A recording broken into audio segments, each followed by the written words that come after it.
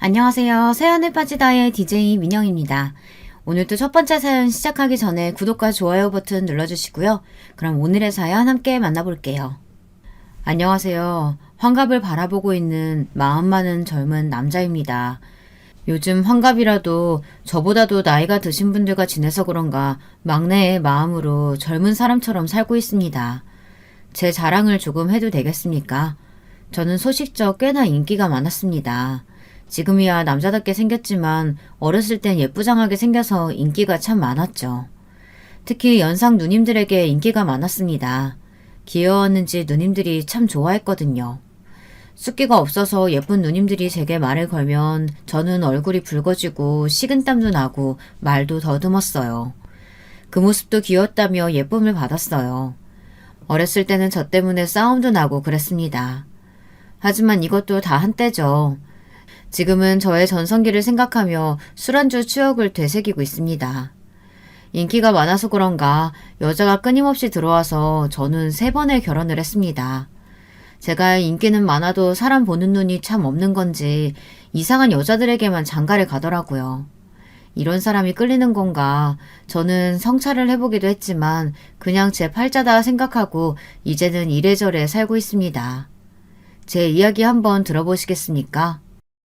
첫 번째 결혼은 그냥 부모님이 정해주신 결혼이라 아무 감정 없이 결혼식을 올렸습니다. 저희 집안이 못 사는 편은 아니지만 그렇다고 그렇게 잘 사는 집안도 아닙니다. 하지만 잘 사는 집안에 장가를 갈 수 있게 됐어요. 할아버지 때는 잘 살았었는데 그때 집안끼리 결혼을 약속해서 잘 사는 집에 장가를 갈 수 있게 됐습니다. 상견례 때 처음으로 제 아내가 될 사람을 봤어요. 솔직히 말하면 충격이었습니다. 사람이 이렇게 생길 수가 있나 싶을 정도로 좀 못생겼었어요. 죄송합니다. 제가 워낙 외모를 따지는 편이라 이렇게 얘기할 수밖에 없네요. 귀엽다고 할 정도도 못됐습니다. 하지만 어쩌겠습니까?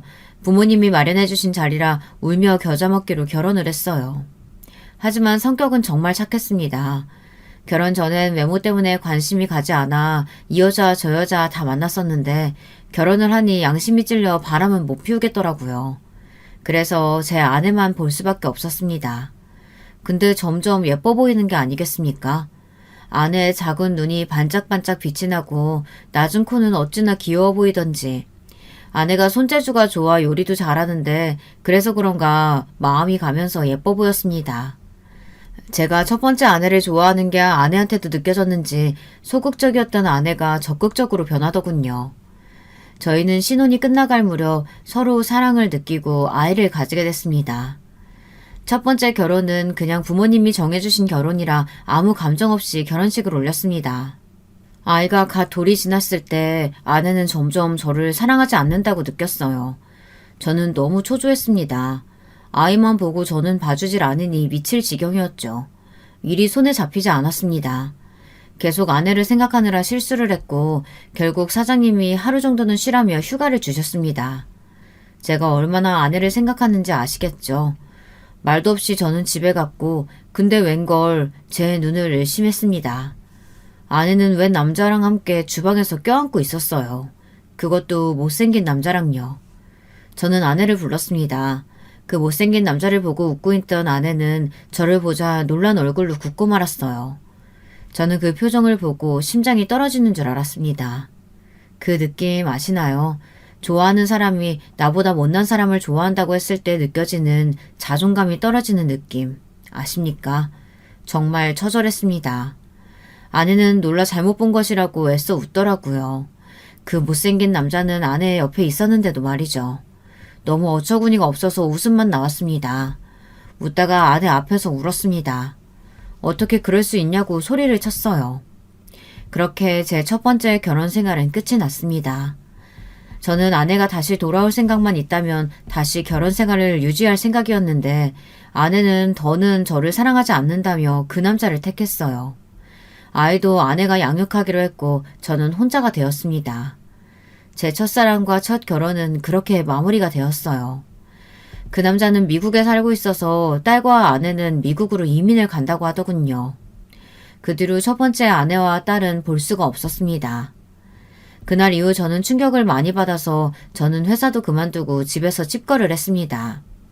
아내가 미안해서 그런지 낡은 아파트를 제게 줘서 저는 그 돈으로 먹고 살 수는 있었죠. 오히려 다행일까요? 건물주가 되었지만 기쁘지 않았습니다. 하지만 돈은 제게 기쁨을 주었죠. 시간이 지나면서 아무것도 안 해도 들어오는 돈으로 저는 술만 진탕 마셨습니다. 자주 가는 술집이 있었는데 거기서 제 두 번째 아내를 만나게 됐습니다. 두 번째 아내는 꽤나 예쁘게 생긴 연상이었어요. 한번 갔다 오긴 했지만 저도 갔다 온 놈이라 그런 건 신경이 쓰이지 않았습니다. 두 번째 아내와는 꽤나 오래 만났습니다. 결혼식은 올리지 않고 혼인신고만 했습니다. 부모님의 반대가 있어서 결혼식은 올리지 못하고 그냥 제가 홧김에 혼인신고를 했거든요. 하지만 정말 인생 신중하게 살아야 한다고 다시 한번 느꼈습니다. 3번 결혼을 했다고 했죠. 그럼 당연히 두 번째와도 좋지 않게 끝났겠지 않습니까? 두 번째 결혼은 생각보다 오래 갔지만 다른 이유로 헤어지게 됐습니다. 첫 번째 결혼 이후 한 번 되어서 그런지 두 번째 재혼 때는 마음을 다 내어주지는 않았습니다. 대신 아내가 저를 많이 좋아했어요. 처음에는 저도 많이 좋아했습니다. 술집에서 일해서 어디 엄한 놈이 아내에게 추파를 던지는 게 아닌가 걱정돼서 매일 가게에 가 술을 마실 수밖에 없었습니다. 저는 그 일을 그만두고 그냥 월세 받아먹으면 안 되겠냐고 말했지만 아내는 자기는 일을 해야 행복하다며 그만둘 생각이 없다고 했습니다. 어느 날 한 남자가 저에게 오더니 주먹을 휘두르는 게 아니겠습니까? 저는 힘없이 쓰러지고 말았습니다.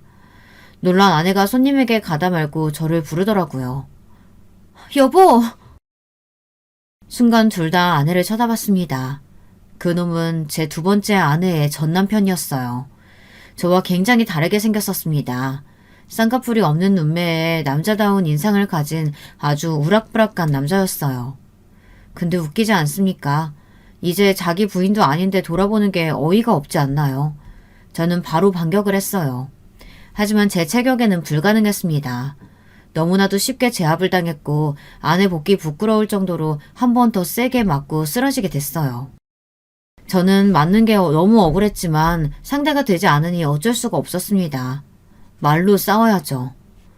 대체 무슨 이유를 때리십니까? 아이고 나 맞자고요.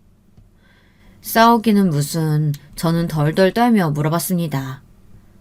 이놈이냐? 네? 그게 무슨 소리예요? 니놈이 내 마누라 꼬셨냐고? 그놈은 저에게 아내를 꼬셨다고 하지 뭡니까?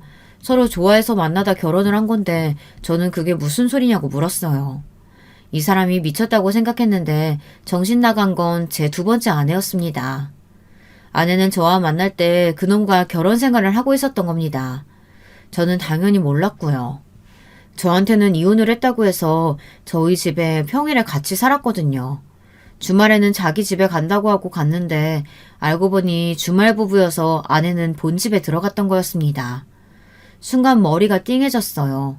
아내는 전 남편에게 사랑하는 사람이 생겨서 그만 놓아달라고 했고 전 남편은 지금 제 아내를 너무 사랑하지만 자기가 많이 사랑을 못 줄 것 같아 이혼을 받아들였대요. 하지만 막상 저를 보니 화가 나서 때렸다고 했습니다. 저는 아내에게 큰 배신감을 느꼈지만 결국엔 저를 좋아해서 그렇게 했다고 하니 이해할 수밖에 없었어요. 그 이후 저희는 앉아서 술을 마시게 됐습니다. 아내가 좋아하는 게 무엇인지 어릴 때 좋아하는 취향이 무엇인지 저에게 다 말해줬죠. 전 남편은 제 아내를 끔찍히 사랑하고 있더라고요. 그걸 듣고 있는 제 자신 스스로도 웃겼습니다. 드라마에 나올 법한 이야기 아닌가요? 현 남편 앞에서 아직도 좋아한다고 말하는 전 남편이 어디 있겠습니까? 웃기게도 저는 그걸 다 들어주고 형님 동생으로 지내기로 했습니다. 제게 아내를 잘 챙겨달라고 말을 하고 종종 말동무나 되자고 말을 하더군요. 이야기를 몇 번 나누다 보니 좋은 사람인 것 같다는 생각이 들어 흔쾌히 수락했습니다. 아내는 제 눈치를 보더라고요. 괜찮아, 다 이해해. 내가 좋아서 그랬던 거지? 그 사건으로 아내가 저를 얼마나 좋아하는지 알게 됐습니다. 근데 사람 마음이라는 게 참 간사한 것 같습니다. 아내가 저를 많이 좋아한다는 걸 알자마자 조금 멀어지고 싶더라고요. 하지만 두 번째 결혼마저 실패를 해버리면 제 인생이 끝날 것 같아 아내를 사랑하기로 노력했습니다. 근데 그게 마음대로 된답니까? 그렇게 마음대로 됐으면 모든 사람이 노력해서 이혼도 안 했겠죠. 저는 마음이 점점 뜨기 시작하더라고요. 이내 저는 다른 사람이 눈에 들어왔습니다. 너무 심심해서 산악 동호회에 가입을 했는데 거기에 꽤 괜찮은 아줌마들이 많더라고요. 하지만 바람은 절대 피우지 않았습니다. 맹세합니다. 제가 첫 번째 결혼 때 아내가 바람을 피워 이혼을 했으니 바람은 진절머리가 나더라고요. 대신 다른 곳에 눈이 돌아가더군요. 도박이 그렇게 사람 심장을 뛰게 하는지 몰랐습니다. 동호회에 한 사람이 같이 해보지 않겠느냐고 물어봐서 심심해서 저도 한번 봤는데 재밌더라고요. 한 번, 두 번 가다 보니 점점 도박에 빠지기 시작했습니다. 그러다 보니 아내는 점점 뒷전이 되더라고요. 어느 날은 아내가 화가 잔뜩 나서 있었습니다. 여보, 왜 그래? 무슨 안 좋은 일 있어? 안 좋은 일? 지금 당신이 요즘 나한테 얼마나 서운하게 한지 알아? 내가? 아니, 요즘 뭐 한 것도 없는데. 그게 문제야, 그게. 왜 요즘에 뭐 아무것도 없어? 나 이제 사랑 안 해? 아내는 저에게 섭섭했던 것들을 말하기 시작했습니다. 아내의 이야기를 들어주느라 시간 가는 줄을 몰랐습니다. 하지만 계속 듣다 보니 점점 지쳐갔습니다. 힘들어? 나는 얼마나 힘들겠어. 당신 보고 이혼했는데 이러는 게 어딨냐고. 제가 이혼을 하라고 한 것도 아니고 저는 아내가 이혼을 했다고 생각해서 서로 만났는데 그게 제 잘못입니까? 따지고 보면 제가 피해자 아닐까요? 뭐? 내가 이혼하라고 했어? 나는 당신이 이혼했다고 해서 만난 거지. 만약 결혼 생활하고 있다고 했으면 만나지 않았을 거야.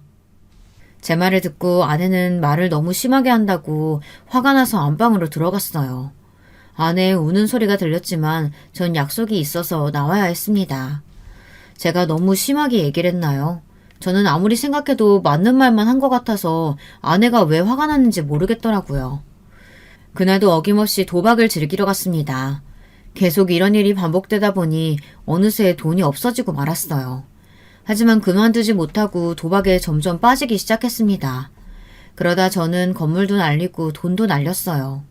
아버지에게 말씀을 드려볼까 생각도 했지만 염치가 있지 꾹 참았습니다. 저는 아내에게 이야기를 하지도 않고 돈만 계속 나갔어요. 그러다 결국 아내가 알게 되는 날이 왔습니다.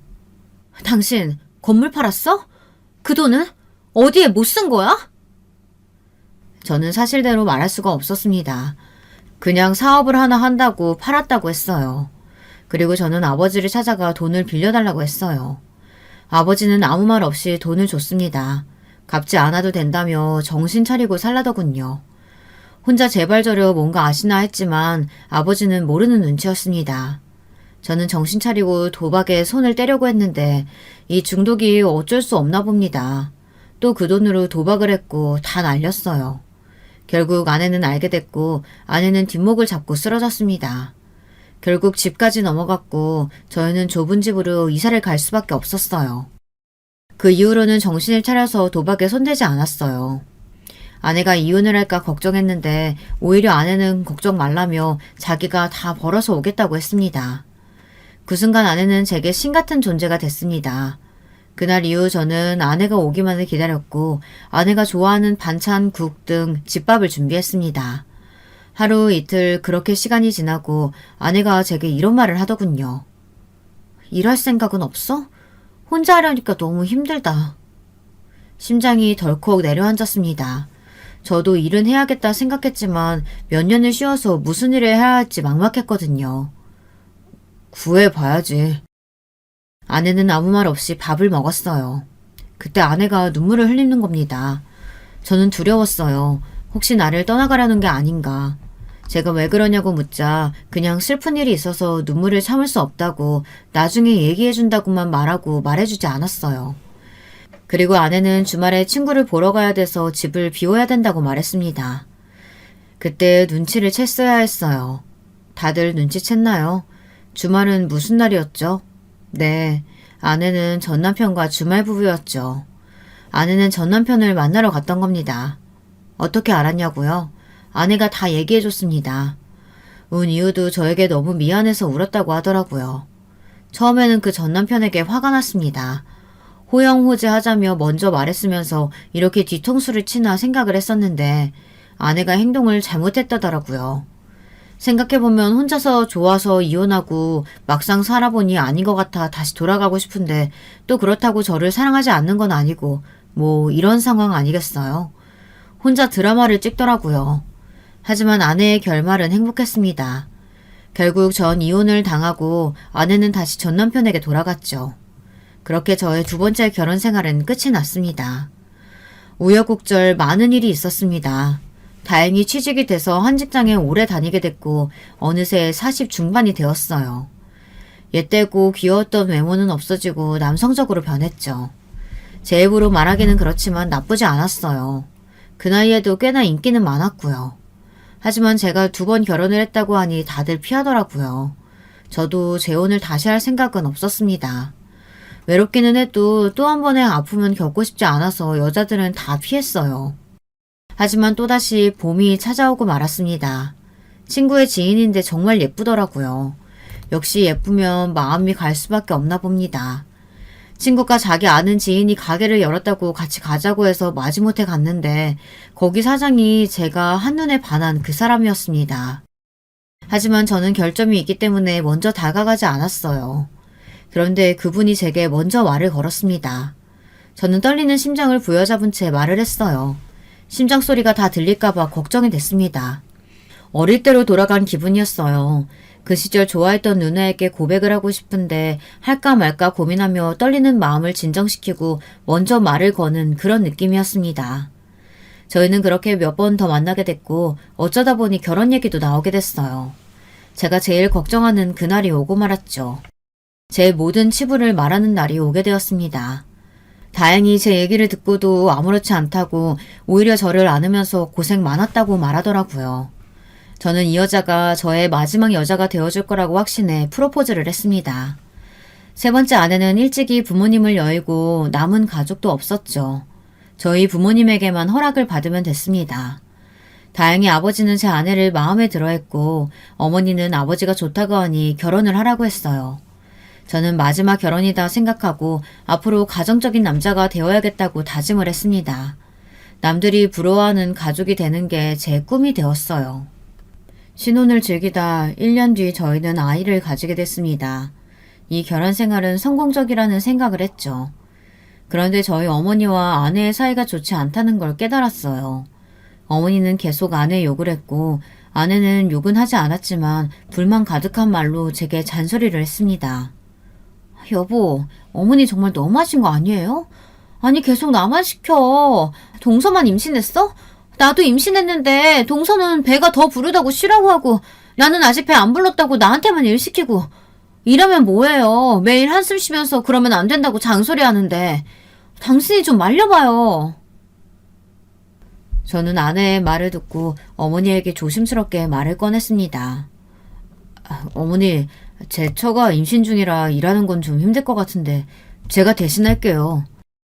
처음에는 한 소리 하려다 아내에게 괜히 불똥이 튈까봐 제가 대신한다고 했습니다. 아내를 많이 생각하지 않았나요? 저는 제 말에 스스로 만족하며 참 좋은 남편 역할을 했다고 생각하는데 어떤가요? 하지만 어머니는 남자는 집안일이 아니라 바깥일을 해야 한다며 알아서 생각하면서 시킨다고 말하더라고요. 어머니, 왜 그렇게 싫어하세요? 결혼은 허락하셨잖아요. 내가 너 처음에 이혼당하고 점집 찾아가서 물어봤더니 너는 결혼할 팔자가 아니래. 결혼해도 여자 보는 눈이 없어서 다 이혼당한다고. 그러니 내가 지금 좋아할 수가 있겠니? 아이, 우리 어머니 왜 또 그런 이상한 소리 듣고 오셨어. 이번에는 다를 거예요. 저 예쁘게 봐주세요. 그럼 왜 결혼을 허락하셨어요? 너희 아버지가 좋다고 하니 나도 좋다고 했지. 그 고집 어디 가니? 내가 뭐 한 소리 해봤자 무시하는데 내가 무슨 힘이 있다고. 그러지 마시고 그런 말 그냥 흘러들으시고 며느리 좀 예뻐해 주세요. 괜히 어머니 때문에 저 또 이혼당하는 거 아니에요? 어머니는 제 말을 듣고 놀라 그럴 수 있겠다며 앞으로 잘해줘야겠다고 했어요. 어머니가 귀가 얇으셔서 다행이라 생각했습니다. 그렇게 어머니와 아내 사이의 갈등은 없어졌다고 생각했는데 한 가지가 아니더라고요. 어머니는 말만 잘해준다고 했지 여전히 제 아내를 못살게 굴었고 그런 아내도 지지 않겠다며 어머니에게 대들었어요. 중간에서 저는 이러지도 못하고 저러지도 못한 채 이야기만 들어줄 뿐이었죠. 중간에서 잘해야지 마음먹었지만 쉽지 않더라고요. 여자들 사이에 끼어있는 게 얼마나 괴롭던지 고래싸움에 새우등 터지는 게 딱 제 상황이었습니다. 하루는 아내가 이렇게는 못 살겠다며 시댁에 좀 다녀야겠다고 혼자 가버리는 겁니다. 저는 겁이 나서 바로 아내를 따라갔어요. 아내는 비장한 표정으로 심호흡을 하며 부모님 집으로 가더라고요. 어머님, 아버님, 죄송합니다. 먼저 한마디 하겠습니다. 아내는 당차게 어머니 손을 잡고 식탁으로 데려갔습니다. 어머님, 저한테 왜 그러세요? 제가 어머님한테 뭐 잘못한 거 있어요? 왜 저를 못 괴롭혀서 안달이세요? 아니, 말하는 것 좀 봐. 너 어른한테 누가 그렇게 버르장머리 없이 대해달라고 했니? 부모님이 그렇게 가르치던? 어머니! 둘 사이에 저는 무서웠습니다. 둘 다 장난이 아니었거든요. 아버지는 힘이 없으신지 누워서 듣고만 있었습니다. 죄송합니다. 부모님이 일찍 돌아가셔서 배우지 못했나 봐요. 아내의 말에 저는 한숨만 나왔습니다. 조금만 숙이고 들어가면 될 텐데 그게 뭐가 어렵다고 그렇게까지 대드는지 이해할 수가 없었죠. 다들 제 아내가 이해가 가나요? 저 이제 여기 안 올 거예요. 저도 힘들어요. 동서랑 똑같이 대해주시던지 아니면 저 찾지 마세요. 어머니와 아내는 사이가 틀어졌어요. 가운데에서 잘 풀어보려고 노력을 했지만 잘 되지 않았습니다. 하지만 다행히 몇 달 뒤 아내가 어머니께 사과를 했고 어머니도 심했다고 생각하셨는지 아내에게 사과를 하셨죠. 하지만 여전히 어머니는 아내를 못마땅하게 봤습니다. 아내 앞에서는 그러지 않았지만 제 앞에 있으면 아내 욕을 했어요. 봐라, 저렇게 성격이 세니까 이혼을 당할 수도 있는 거지. 너 항상 조심해라. 어머니는 아직도 그 말을 믿으셨어요. 하지만 아내가 아들을 낳자마자 어머니는 바로 달라지셨어요. 아들을 낳았다며 좋아하셨죠. 어찌나 다르던지 제 어머니지만 무섭더라고요. 아버지는 딸을 원하셨는지 실망하는 눈치였지만 아내에게 수고했다며 돈 봉투를 주더라고요. 제가 챙겨드리지 못하고 늘 받기만 해서 미안하더라고요. 이 나이가 다 되도록 용돈 두둑히 못 드려 죄송했습니다. 나중에 꼭 효도를 해야지 했지만 아버지는 그리고 얼마 안 가 돌아가셨어요. 근데 아버지가 이상한 소리를 하시고 돌아갔습니다.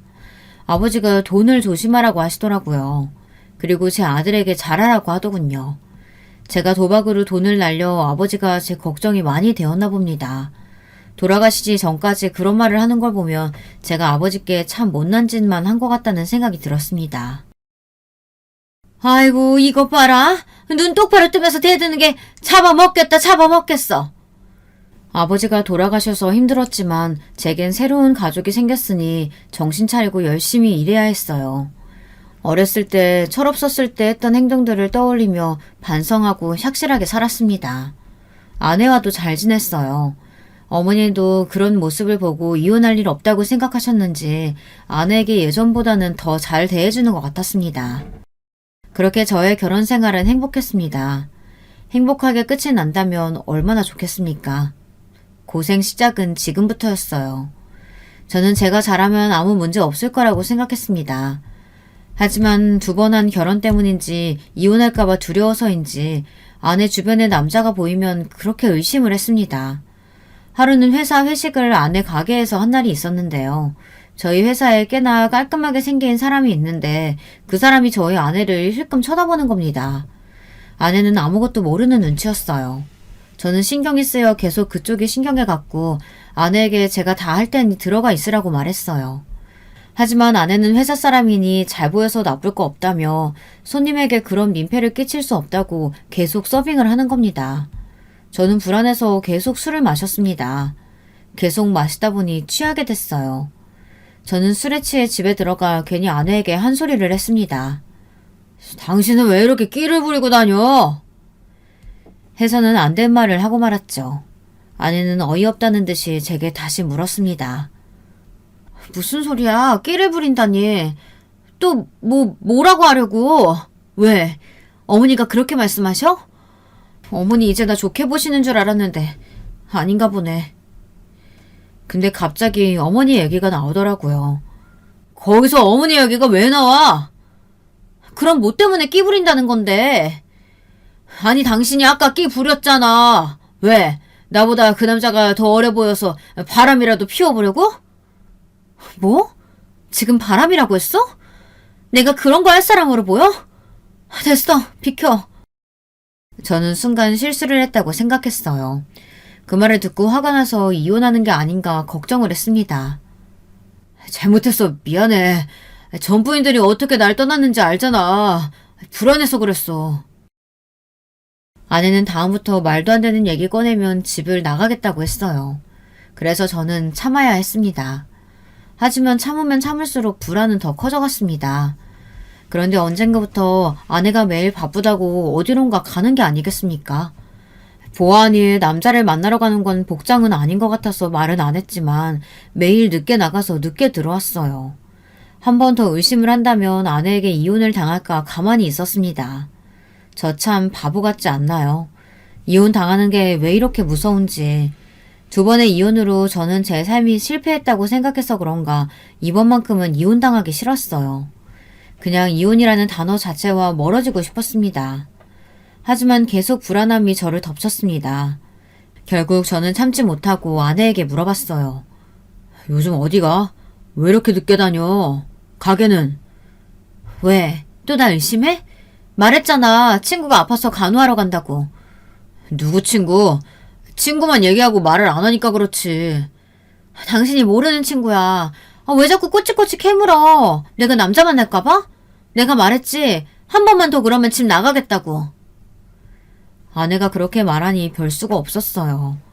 아내는 제가 이혼에 약하다는 걸 알고 집을 나가겠다, 이러면 같이 못 산다, 숨이 막힌다, 따로 살아야 마음이 편하겠냐 등 불리하면 이혼 이야기를 하더라고요. 이건 정말 못되지 않았나요? 하지만 어쩌겠습니까? 사랑은이 참아야겠고 이혼은 절대 안 되니 아내가 그렇다면 믿어야겠죠. 하지만 늘 불안하게 살다 보니 참지 못하는 순간이 있었습니다. 어느 날 아내가 웬 남자와 통화하는 걸 들었어요. 자세히는 못 들었는데 어디서 만나자고 말을 하는 것 같았습니다. 저는 순간 꼭지가 돌아 못 참고 아내에게 소리쳤습니다. 누구야? 왜 남자랑 통화해? 당신 미쳤어? 경비원 씨랑 통화했다 왜? 전화해봐 다시? 말했지? 한 번만 더 그러면 나 집 나갈 거라고. 순간 제가 너무 나섰다고 생각했어요. 그리고 아내는 화가 나서 짐을 챙겨 밖으로 나가더라고요. 저는 얼른 아내를 붙잡았습니다. 아내에게 미안하다고 사과를 했어요. 하지만 아내는 제 말을 듣지 않고 그대로 어디론가 사라졌습니다. 아내는 며칠을 돌아오지 않았어요. 어머니가 아들을 봐주시는데 그래서 아내가 집을 나갔다는 사실을 알게 됐어요. 첫날이야 그냥 일이 있어서 못 들어온다고 거짓말을 했는데 그 기간이 길어지니 거짓말을 못하겠더라고요. 어머니는 그럴 줄 알았다며 무당말이 맞다고 하시는 겁니다. 어머니 이혼한 거 아니고 제가 잘못해서 나간 거예요. 진정하시고 나중에 집에 들어오겠죠. 그만 화 푸세요. 네 그건 그럴 줄 알았다. 지 성질 못 이겨서 집 나갈 줄 알았어. 사이 좋았던 관계가 아내가 집을 나감으로써 다시 사이가 악화됐습니다. 아내가 집을 나간 것도 힘든데 어머니까지 그러니 더 힘들었어요. 아내는 2주 동안 집에 들어오지 않았습니다. 기간이 점점 길어지니 초조했던 마음이 불안으로 바뀌고 불안하다가 포기를 해버리고 그러다 화가 나기 시작했습니다. 엄마라면 아이가 보고 싶어서 와야 하는 거 아닌가요? 이혼이고 자시고 저는 아이를 위해서라면 이러면 안 된다고 생각해 아내를 찾아다녔습니다. 하지만 아내의 지인 중 아내의 행방을 아는 사람은 한 명도 없었습니다. 혹시 몰라 경비원에게도 물어봤는데 당연히 모른다고 했어요. 그러니 사람이 어디서 뭘 하는지 사고가 났는지 경찰에 신고를 해야 할지 별의별 생각이 다 들더라고요. 그냥 살아 돌아오면 좋겠다는 생각을 했습니다. 그리고 며칠 뒤 아내가 돌아왔어요. 아내는 어디서 잘 먹고 잘 살았는지 아주 행복한 표정으로 돌아오더라고요. 화도 나지 않았습니다. 그냥 집에 왔다는 사실에 감사했어요. 어디 갔었어? 걱정했잖아. 가게도 직원들한테 맡기고 가고 행방을 아는 사람은 없고 당신 진짜 걱정시킬 거야? 미안. 친구랑 여행 갔었어. 돌아와줘서 고맙다고 제가 말을 했어요. 평소 같으면 아내는 진짜 미안하다고 사과를 했을 텐데 제가 잘못해서 그런가 별 생각을 하지 않고 방으로 들어가더라고요. 그런데 좀 이상했어요. 2주 동안 아들을 보지도 않았는데 아들을 찾지 않더라고요. 피곤해서 그런가 보다 하고 저는 오랜만에 온 아내를 위해 사과를 할 겸 밥을 차렸습니다. 하지만 아내는 가게로 나가봐야 한다며 밥을 보지도 않고 나갔어요. 조금 이상하지 않나요? 가정적이던 사람이 어느 순간 아무것도 신경 쓰지 않으니 바람이 난 건 아닐까 생각이 들었어요. 만약 여러분이 저라면 어떨 것 같으세요? 의심이 되지 않나요? 저는 바로 아내 뒤를 쫓았어요. 그런데 정말로 가게에 가서 일을 하는 게 아니겠어요? 괜히 의심이 냈나 싶었지만 그거 하나로 바람 피우는 거 아니라고 단정짓기는 어려웠습니다. 저는 의심만 쌓여갔고 불안한 이 결혼 생활은 계속됐어요. 그러던 어느 날 주말이라 아들과 공원 산책을 하러 나갔는데 이웃들이 저를 보고 수근수근 거리기 시작했어요. 처음엔 그냥 우연이겠지 생각했는데 저를 보고 수근거리는 게 맞더라고요. 하루는 못 참고 그 사람들에게 물었습니다. 왜 자꾸 저 보면서 수근거리는 겁니까? 아무것도 아니에요. 그쪽 얘기하는 거 아닌데요? 그러자 다른 아줌마가 제게 물었습니다. 왜? 한번 물어보자. 그 이혼 2번하고 저기 고깃집 사장이랑 재혼한 거 맞나? 제가 이혼 2번 한 건 어떻게 아시는지 제가 이혼했냐고 물어보더라고요. 아니, 어떻게 아시는 거예요? 제가 말하고 다닌 적도 없는데 누구한테 들었어요? 아니, 나는 여기저기 동네 아줌마들한테 들었지. 이 사실을 아는 사람은 전 부인과 저 아내, 제 가족들인데 어머니와 절대 그런 얘기를 한 적이 없을 거고 아내밖에 말할 사람이 없는데 아내가 어디 가서 이런 얘기를 할 사람이 아니라는 생각이 들어 다시 물었습니다. 대답은 똑같았어요. 하지만 어떤 아줌마인지 알아냈어요. 저는 그 집으로 찾아가 물어봤습니다. 그 아줌마는 또 다른 아줌마에게 들었다고 했습니다. 아줌마들의 소문이 어찌나 빨리 퍼지던지 소문의 근원지를 찾기란 서울 가서 김서방 찾기였습니다. 결국에는 소문이 어머니 귀에 들어갔어요. 어머니는 그 소문을 말한 사람 머리채를 잡으며 소란을 피우셨고 결국에는 누가 말았는지 알게 됐습니다. 경비원이 저에 대해 말하고 다녔던 겁니다. 그런데 경비원이 어떻게 알았을까요? 경비원에게 갔더니 아내와 친한데 이것저것 얘기하다가 제 얘기가 나왔고 그러다가 제가 이혼한 사실을 듣게 됐다고 했어요. 그리고 친한 다른 아줌마에게 그냥 흘리듯 이 얘기를 했는데 하필이면 입이 가벼운 사람에게 말을 한 겁니다. 그래서 여기저기 소문이 다 난 거였어요. 어머니는 그 말을 듣고 곧바로 아내의 가게로 찾아갔습니다.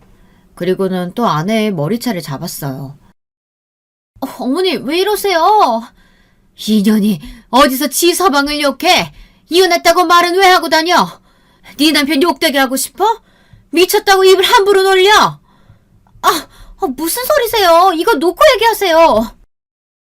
저는 어머니를 말렸습니다. 어머니는 분에 풀리지 않았는지 아내를 노려보며 얘기를 했어요. 나는 내 새끼 이혼 2번 해도 욕한 적도 없고 어디 가서 하소연한 적도 없는데 감히 네가 떠들고 다니니? 아내는 처음엔 모른 척 잡아댔지만 어머니의 성화에 못 이겨 사실대로 말했습니다. 아내는 그냥 가볍게 경비원에게 말했는데 그렇게 소문이 날 줄 몰랐다며 잘못했다고 빌었어요. 아내가 말했다는 게 충격이기는 했어요. 이혼 때문에 힘들어하는 걸 알면서도 그걸 가볍게 얘기했다는 것 자체가 저에게는 상처였습니다. 하지만 어쩌겠습니까? 이혼한 사실은 변하지 않는데요. 여러분 같으면 어쩌겠어요? 화를 낼까요? 아니면 참고 넘어갈까요? 저는 화를 내는 것도 지쳐 아무 말 없이 집으로 갔습니다. 그 일이 있고 나서 저희 부부 사이는 점점 멀어져 갔어요. 저는 이제 아무래도 상관없다는 식으로 아들만 바라봤습니다. 그런데 또 저를 보고 수근수근 거리더라고요. 너무 억울해서 소리쳤습니다. 그래요. 저 이혼 2번 했습니다. 제가 못나서 이혼당했어요. 둘이서 얘기하지 말고 앞에서 물어봐. 그러자 이웃들은 당황해 저에게 말을 해줬는데 글쎄 제 이혼 얘기가 아니고 다른 얘기더라고요. 저는 그 이야기를 듣고 잠을 잘 수가 없었습니다. 아내에게 물어볼까 말까 수많은 고민을 했어요. 이웃은 제게 이렇게 말했습니다. 아니 그게 아니라 민수 엄마가 요즘 여기저기 돈 빌리고 다닌다고 해서. 돈을 빌릴 리가 뭐가 있겠습니까? 저한테 얘기도 안 하고 돈 쓸 일이 뭐가 있을까요? 요즘 아내가 통화도 자주 하고 집에 와 또 피곤하다고 자고 저와 얘기도 잘 안 하는 이유가 돈과 관련이 되어 있을까? 저는 확신하고 싶지 않았습니다. 아내가 바람을 피우다니 젊은 남자일까요? 그래서 돈이 필요해서 여기저기 빌리고 다닐까요? 제 인생은 참 서글퍼지더라고요. 하지만 이번에는 진실을 알기 싫어 그냥 넘어가기로 했습니다. 아내가 바람 피우는 장면을 보기도 싫고 제게 걸리지 말고 그냥 알아서 바람 피우다 관계가 끝나기만을 기다리고 있었습니다. 생각을 안 하려고 해도 안 할 수가 없더군요. 하지만 이혼은 죽어도 하기 싫어 혼자 소가리만 하고 참았습니다. 하지만 결국 바람 상대를 찾고 말았습니다. 알고 나니 정말 인생이라는 게 다 돌아오는 거더군요. 출장에 가야 해서 아내에게 이야기를 했더니 아내 표정이 밝게 변하더라고요. 정말 씁쓸했습니다. 저를 좋다고 할 땐 언제고 이제 다른 남자를 찾아 저렇게 티를 내다니 참 미웠어요. 저는 이제 나이도 들고 배도 나와 싫은가 봅니다. 저 같아도 예쁜 사람이 저 좋다고 하면 넘어갈 텐데 아내도 젊고 잘생긴 남자가 있으면 넘어갔겠지 않습니까? 하지만 저희 집에 그 남자가 저희 집에만 오지 않았으면 좋겠다는 생각을 했습니다. 아니 이미 왔을 수도 있겠다고 생각했어요. 그러니 속이 좋지 않더라고요. 아내 얼굴을 보면 더 울렁거리는 것 같아 얼른 나왔습니다. 출장에 다녀온 후 경비원이 제게 말하더라고요. 경비원은 그 소문 때문에 미안했던지 제게 이런저런 이야기를 하며 소소하게 얘기를 나누다 결국 친해졌는데 경비원이 한숨을 쉬며 얘기를 하는 겁니다. 아이고 내가 불쌍해서 말해주는 거야. 경비는 제게 109동 503호로 가보라고 해서 저는 심장이 터질 만큼 뛰어갔어요. 문 앞에 다다랐을 때는 겁이 나서 그냥 돌아갈까 생각을 했습니다. 저희 아파트에 사는 줄은 꿈에도 몰랐어요. 뭔가 더 배신감이 들더라고요. 그럼 분명 저희 부부에 관해서도 알 텐데 그런 사람과 바람이 났는지 그리고 그걸 눈치 못 챈 저도 참 한심했습니다. 그 집 초인종을 누르고 어떤 남자가 문을 열어주더라고요. 근데 그 광경을 보고 소스라치게 놀랄 수밖에 없었습니다. 3명의 남자와 아내가 같이 있더라고요. 처음에는 그 아무것도 보이지 않았습니다. 아니 1명도 아니고 3명이 말이 됩니까? 정말 충격적이었어요. 손이 덜덜 떨리면서 그 남자에게 주먹을 휘둘렀습니다. 주변 사람은 놀라 저를 말렸고 아내는 저를 보고 굳어 있었어요. 정신을 차리고 돌아보니 굉장히 익숙한 풍경이 보이더군요. 그래서 그제야 아내의 바람 상대를 찾았어요. 아내는 3명의 남자와 도박을 벌이고 있었습니다. 아내의 바람 상대는 도박이었어요. 그래서 여기저기 돈을 빌리고 다녔고 심지어 가게도 팔아 그 돈으로 도박을 했다고 했습니다. 저의 예전 모습이 보였어요. 그때 두 번째 아내의 심경을 이해할 수 있게 됐습니다. 저는 아무 말 없이 집으로 돌아왔어요. 아내는 제 뒤를 따라와 무릎을 꿇고 잘못됐다고 빌었습니다. 너무 괘씸했습니다. 유흥에 빠져 가정은 나몰라라 하고 저는 바람인지 아닌지 전전긍긍하며 힘들어하는데 상의도 없이 가게도 팔고 하지만 욕을 할 수가 없었어요. 다 제가 했던 일이니까요. 아내를 볼 자신이 없었어요. 과거의 저를 보는 것 같아 괴로웠습니다. 그래서 당분간 떨어져 지내기로 했어요. 저는 어머니 집에 잠시 지냈습니다. 모든 사실을 알게 된 어머니가 화를 크게 내실 거라고 생각했는데 아무 표정 없이 그저 밥 먹으라고 밥을 차려줬습니다. 그리고 그날 밤 어머니의 울음소리가 들렸어요. 어머니께 죄송했습니다. 매번 이런 결혼 생활을 해 죄송스러웠어요. 그날 밤 다시 이 결혼 생활을 어떻게 했든 좋게 마무리하기 위해 집에 갔는데 이게 웬걸 또 도박판을 벌이고 있는 게 아니겠어요? 당신 미쳤어? 애도 있는데 여기 사람을 끌고 와? 그리고 나한테 걸렸으면 그만둬야지. 가게도 팔고 돈도 없으면서 뭔 짓거리야? 사람들은 바로 도망갔고 아내는 울며 얘기했습니다. 자기도 참으려고 했는데 참을 수가 없었다면서 살려달라고 애원하는 게 아니겠어요. 자기도 힘들다면서 막 우는 겁니다. 제가 못해준 것도 아니고 돈을 못 버는 것도 아닌데 뭐가 힘들다고 우는지 지칠 대로 지친 저는 아내에게 차분히 물어봤어요. 언제부터야? 꽤 됐어. 역시나 아내는 예전부터 도박을 해왔고 돈을 날려 정신 차리고 가게를 열었는데 저와 결혼하고 나니 삶이 지루해져서 다시 도박판에 들어갔다고 했어요. 처음이고 다시는 안 할 사람이라 생각이 들면 참고 같이 살려고 했지만 이런 사람과 더는 못 살 것 같다는 생각을 해 저는 이혼 얘기까지 꺼냈습니다. 당신 이혼은 절대 안 한다며. 근데 왜 이혼하자는 거야? 왜? 이렇게는 못 살아. 그럼 우리 아들은? 내가 키워야지. 당신 돈 없잖아. 아니야. 그럼 내 돈은? 당신이 벌어다 줘야지. 당신 이혼할 생각 없다고 했는데 왜? 아내의 말에 저는 충격을 받았습니다. 아내는 저를 돈줄로만 본 거였어요.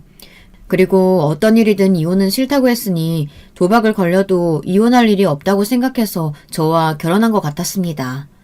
그 말을 듣고 이혼을 해야겠다고 굳게 다짐했습니다. 그래서 전 어머니에게 가서 이혼 얘기를 꺼냈어요. 어머니는 보라며 이혼하게 돼 있지 않느냐고 말을 하더라고요. 저를 치면서 왜 자기를 닮았냐고 말하더군요. 어머니도 3번 결혼을 했거든요. 물론 제 아버지가 친아버지인 건 맞습니다. 어머니는 첫 번째는 사별을 하셨고 두 번째 또한 사별을 했다고 들었어요. 그리고 저희 아버지가 어머니에게 반해서 만나게 됐고 제가 태어났다고 했습니다. 부모 팔자 닮는다며 어머니는 어머니의 가슴을 내리치더라고요. 그 모습을 보고 저도 눈물이 났습니다. 저는 그렇게 아내와 이혼을 하게 됐습니다. 그 과정에서 또 충격적인 사실을 들었어요. 아내가 제 친구의 지인이라고 했잖아요. 그 친구는 아내에게 제가 이혼은 절대 안 할 거라고 잡으라고 말했다는 거 아니겠습니까? 아내가 사실대로 다 말을 해줬습니다. 저는 아내에게도 배신감이 들었지만 친구에게도 큰 배신감이 들었어요. 어떻게 친구란 놈이 남의 아픔을 이용하라고 할 수가 있겠습니까? 저는 그 말을 듣고 친구에게 전화를 걸었지만 친구는 이미 전화번호도 바꾸고 다른 곳으로 이사를 해 볼 수가 없었습니다. 그래서 저는 이제 와서 무슨 소용이 있겠나 싶어 이혼 후 모든 걸 비우고 살았습니다. 근데 그거 기억하세요? 아버지가 마지막에 했던 말 기억하십니까? 아버지가 제게 돈을 조심하고 아들에게 잘하라고 하셨잖아요. 아버지는 마지막에 다 알고 돌아가셨던 걸까요? 아니면 우연일까요?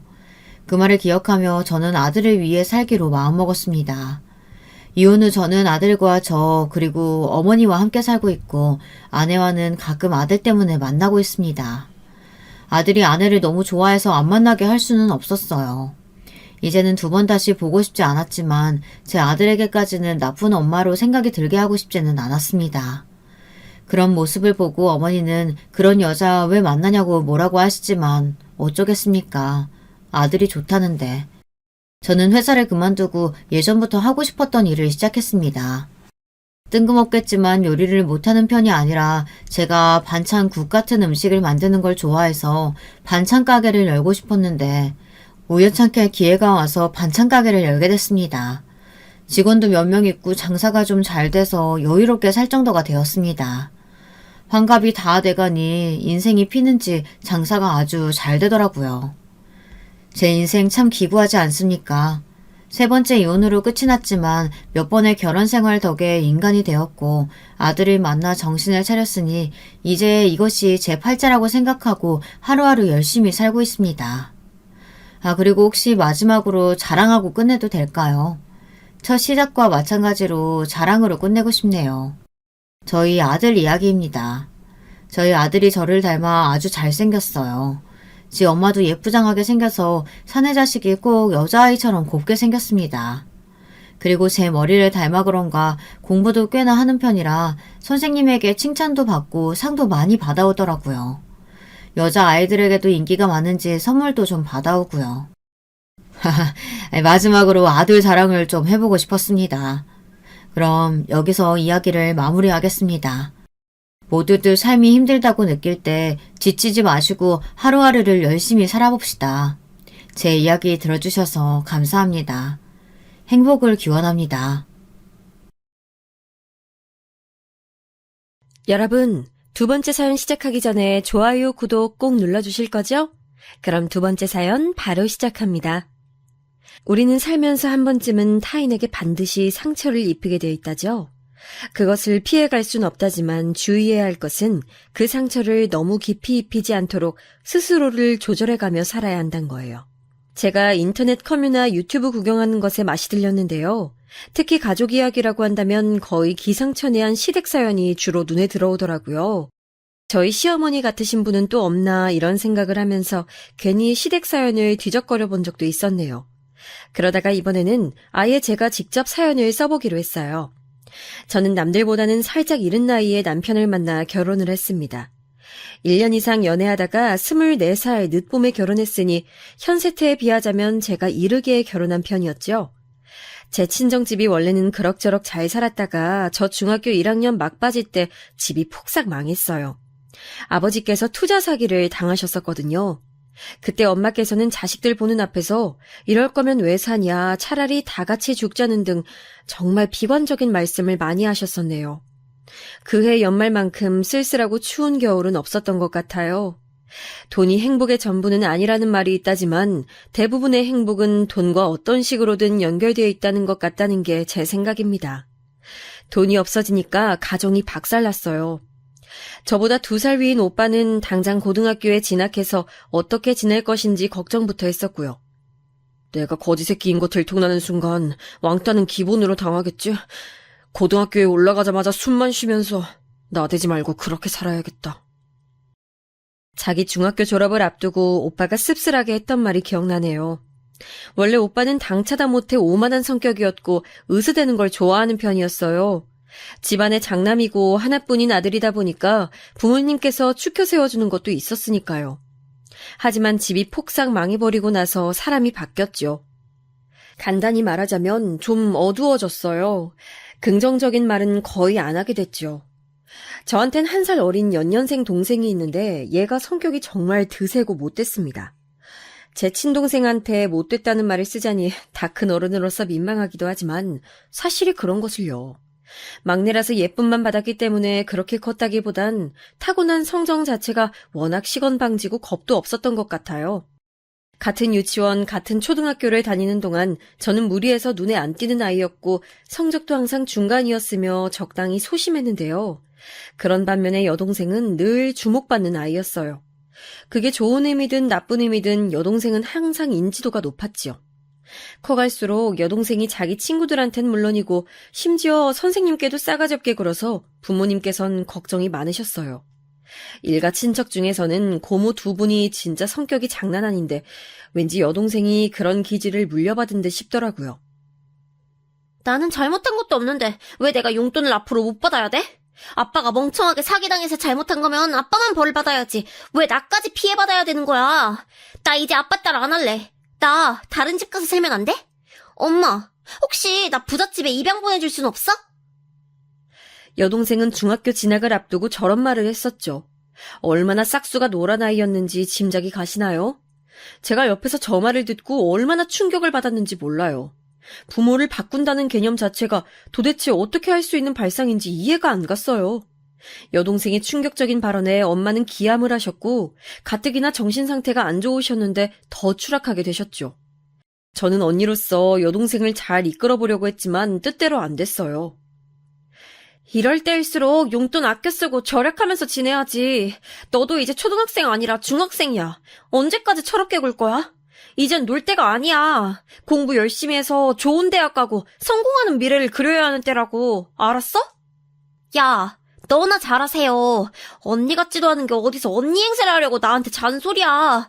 친구도 찌질이 찐따 2명밖에 없는 주제에 나한테 까불어? 고작 1살 차이, 한 학년 계급 차이밖에 안 났기 때문에 반항적으로 나오는 여동생을 제가 쉽게 누를 수 없었네요. 마지막 남은 자존심을 발휘해서 그때 아무렇지 않은 척 지냈었지만 솔직히 여동생이 무서웠던 것 같아요. 갓 중학교에 입학했음에도 무서운 언니들과 벌써 인맥을 여동생은 만들고 있었거든요. 자칫했다간 여동생한테 진짜로 얻어터질 것 같았네요. 집에서 막내가 이렇게 멋대로 행동하면 위에서 눌러줘야 하는 법이잖아요. 하지만 사기당한 이후로 시류에 빠지신 아빠, 마찬가지로 상심해서 사는 의미를 잃고 시름에 빠지신 엄마, 고등학교에 올라간 이후로 집에서 마주치기도 어려워진 오빠, 이렇게 셋 다 따로 놀고 있었으니 제가 도움을 청할 것 따윈 없었어요. 여동생이 으르렁거리는 대로 그 앞에서 꼬리 말고 깨갱 엎드릴 수밖에 없었죠. 여동생이 눈치를 봐야 하는 언니라니 스스로가 너무 한심하게 느껴졌고, 이런 부분 때문에 저는 점점 더 소극적이고 내성적인 사람이 되었어요. 마침 극심한 사춘기 시기까지 겹쳐서 걷잡을 수가 없었죠. 나중에 나이가 들고 나서야 그때 나와 마찬가지로 여동생 또한 손을 내밀 만한 사람이 집에 없었겠구나 하는 깨달음이 어렴풋이 들었지만, 이미 시간이 꽤 지나버린 후였기에 후회만 곱씹었었네요. 과거에는 저 또한 어렸기 때문에 여동생의 그런 마음을 헤아려 줄 수가 없었어요. 날카롭게 가시를 세우고 있는 여동생의 내면으로 제가 파고 들어갈 자신도 없었고요. 그래서 여동생은 방치 속에 더욱 엇나갔었죠. 고작 중학생이었음에도 가출을 일삼았고요. 집이 폭삭 망한 이후로 아파트를 떠나서 좁은 빌라로 들어온 게 짜증난다며 집을 쳐다보기 싫다는 이 핑계를 대며 자꾸 바깥으로 나돌았어요. 시도 때도 없이 행적을 감추는 여동생 때문에 엄마는 알아누우셨고, 이럴 바에는 다 같이 죽자는 말씀을 입에 달고 살기 시작하셨죠. 말수가 적어진 아빠는 술을 벗삼아서 지내셨고요. 가족과는 대화를 안 하려고 하셨습니다. 특히 여동생 때문에 엄마가 속상해서 미치겠다고 한탄을 하실 때마다 아빠는 꼴도 보기 싫다면서 집을 나가버리셨죠. 악순환의 연속이었어요. 오빠는 고등학교 재학 도중 학교에서만 하루 16시간을 있었고 집에서는 딱 잠만 잤습니다. 그것도 귀마개를 낀 채 말이죠. 아무것도 듣기 싫다는 의미였을 거예요. 그렇게 저희 가족은 소통이란 것을 완전히 잃어버리게 됐어요. 다 같이 둘러앉아서 시간을 보냈던 주말 저녁이 까마득하게 느껴지기 시작했죠. 오빠는 그럭저럭 괜찮은 대학에 들어갔고요. 자력으로 대학교를 다녔습니다. 자기가 돈 벌고 장학금 타내서 그렇게 생활했죠. 제가 고3 수험생이 되어 보니까 오빠가 얼마나 대단했던 줄을 깨닫게 됐어요. 집에서 돈 한 푼 지원이 없는데 학원에 다니고 온갖 인터넷 강의 끊어서 듣고 공부하는 친구들을 제가 따라잡는다는 게 보통 힘든 일이 아니었기 때문이에요. 독서실이라도 다니고 싶어서 어렵사리 부모님께 부탁을 드렸고 돈을 드디어 받아낼 수 있었는데요. 그걸 가방 안에 문제집에 고이 끼워놨었는데 다음날 학교에서 찾아보니까 없더라고요. 등교하자마자 확인한 것이기 때문에 누가 훔쳐갔을 리는 없었죠. 당황한 저는 집에서 흘린 모양이라고 생각하고선 하교하자마자 집을 뒤져봤지만 그 돈이 나오지 않았어요. 독서실 오늘 등록한다고 했었나? 등록하고 바로 다니는 거 아니었니? 아, 엄마, 독서실은 내일부터 다니기로 했어요. 수업 끝나고 독서실에서 자습하고 주말에도 나가서 자습하고 그렇게 지내려고요. 그래. 돈 낭비 절대 하면 안 돼. 남들은 그깟 돈이라고 할 수도 있지만 우리 가족한텐 절대 그깟 돈 아닌 거 우리 딸이 잘 알고 있을 거라고 엄만 믿을게. 엄마 실망시키지 말고 너도 네 오빠 수준만큼만 대학 가서 딱 그 정도로만 알아서 공부하면 돼. 그 이상은 바라지도 않아. 하지만 엄마의 신신당부 앞에서 차마 돈을 잃어버렸단 말이 나오지 않았죠. 결국 저는 독서실을 다니는 척하려고 연기를 해야만 했어요. 학교의 모든 정규 과정이 끝난 후에 독서실을 1시간씩 들르는 척하기 위해 밖에서 시간을 보냈었고요. 음료 자판기가 여러 대 몰려 있어서 조명 때문에 밝고 의자가 있는 구역이 있었는데 주로 거길 가서 영어 단어를 들여다보면서 시간을 때웠었죠. 주말에는 멀리 있는 데다가 사람이 많아서 경쟁이 치열한 도서관의 열람실까지 찾아가 공부를 했고요. 이 모든 게 독서실 비용을 잃어버린 바보 같은 제 자신 때문이라는 생각에 힘들었었는데 어느 날 정말 문득 제 눈에 여동생이 화장품이 보이는 거예요. 명품 브랜드의 립글로스가 2개나 보이길래 제가 놀라서 물어봤었죠. 너 화장품 있는 거 그거 가짜 아니고 진짜 샤넬이야? 그리고 파우더는 무슨 일본 브랜드 거 같던데 그런 건 어디서 샀어? 남자친구가 사준 거야? 내 남자친구가 그런 걸 왜 사줬겠어? 그거 언니, 네가 사준 거잖아. 내가? 너한테 화장품을 사줬다고? 에이, 너 착각했네. 난 너한테 그런 거 사준 적 없어. 돈도 없는데 어떻게 사줘? 돈이 없긴 왜 없어? 문제집에 끼워둔 거 있길래 내가 가져가서 이렇게 유용하게 잘 쓰고 있잖아. 선물 줘서 고마워 언니. 역시 이럴 땐 가족밖에 없네. 태어나서 머리끝까지 너무 화가 나서 눈물이 났던 경험은 그때가 처음이었던 것 같아요. 여동생이 제 분노 면역력은 확실하게 길러준 사람이었네요. 제 돈을 갈취해서 그런 식으로 써버린 여동생에 대한 들끓는 분노로 그날 저는 폭발해버렸고 여동생의 머리채를 기어이 잡았었죠. 그랬다가 도리어 얻어터진 건 저였고요.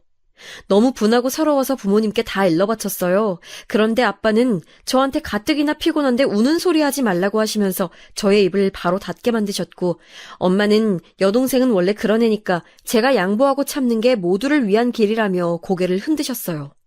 저만 터지는 울분을 끌어안고 결국 그 일을 넘겨야만 했네요. 아무도 제 편이 아니었으며 무엇보다 제 얘기를 들어주고 싶어 하지 않았다는 게 절망이었어요. 좁은 집에서 여동생과 한 공간을 쓰고 있다는 것 자체가 그날 이후로는 제게 고문처럼 느껴졌어요. 여동생은 저를 우습게 보는 것도 모자라서 괄시하고 있었으니까요. 얼른 오빠처럼 성인이 돼서 집을 나가는 게 낫다고 생각이 됐고 대학 생활은 저의 꿈이 됐어요.